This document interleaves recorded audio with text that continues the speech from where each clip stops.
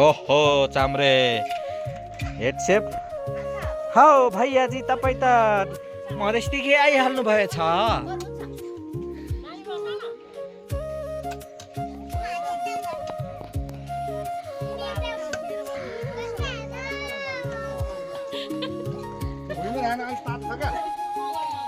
नमस्कार।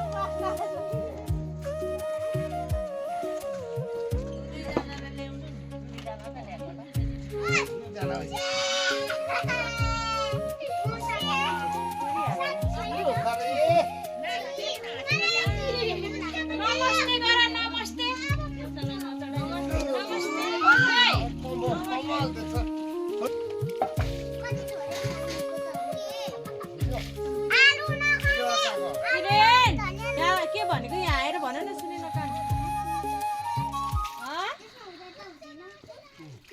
कुर्सीमा बसेर खाने